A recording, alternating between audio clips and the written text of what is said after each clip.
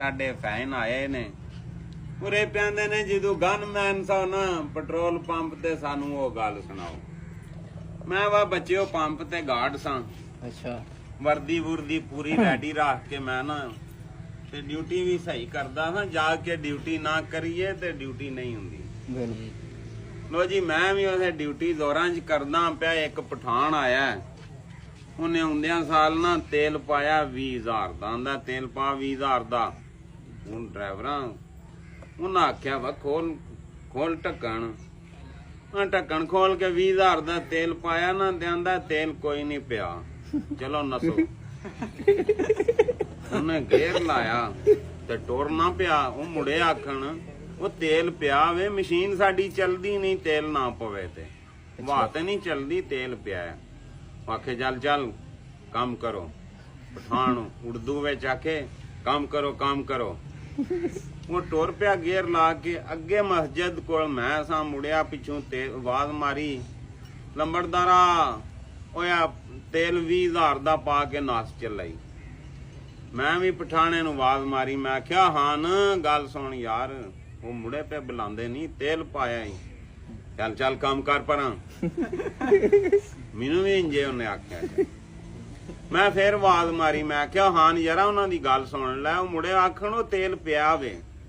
ਮੈਂ ਆਖਿਆ ਯਾਰਾ ਉਹਨਾਂ ਦੀ ਗੱਲ ਸੁਣ ਲੈ। ਮੈਨੂੰ ਆਂਦਾ ਇੱਕ ਦਿਆਂ ਦਾ ਕੰਨਾ ਮੋੜ। ਮੈਂ ਇੰਜ ਕੰਮ ਕੀਤਾ, ਰੌਂਦ ਅੱਗੇ ਵਿੱਚ ਸੀ। ਮੈਂ ਆਖਿਆ 20,000 ਮੈਨੂੰ ਦੇਣਾ ਪੈਣ ਲੱਗਾ। ਮੈਂ ਉਹ ਮਾਰ ਕੇ ਨਾ ਬੋਲਡ ਪੰਪ ਐਕਸ਼ਨ ਸੀ ਉਹਦੇ ਟਾਇਰਾਂ ਵਿੱਚ ਮਾਰਿਆ ਫੈਰ। ਦੜਦਨ ਹੋਈ ਇਹ ਵਾਚ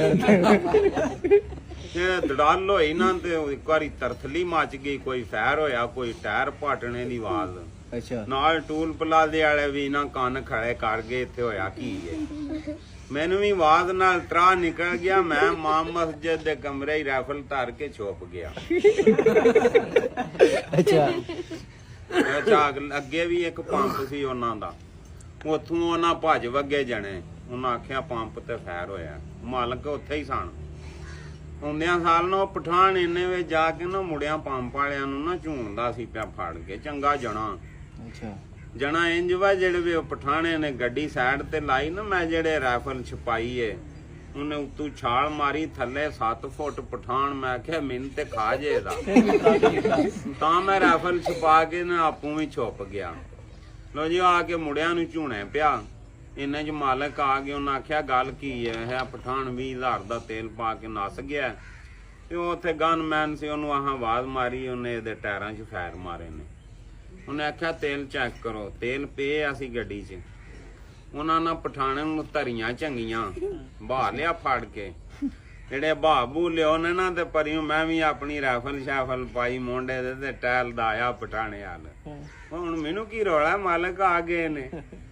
ਪਠਾਨ ਮੈਨੂੰ ਵੇਖ ਕੇ ਆਂਦਾ ਕਦੀ 5 ਮਿੰਟ ਪਹਿਲਾਂ ਆ ਜਾਂਦੇ ਉਹਨਾਂ ਦੇ ਤੇਰੀ ਮੈਂ ਟੋਰ ਦੇਣੀ ਸੀ।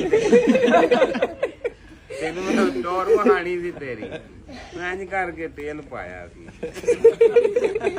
ਫੈਰ ਕੀਤਾ।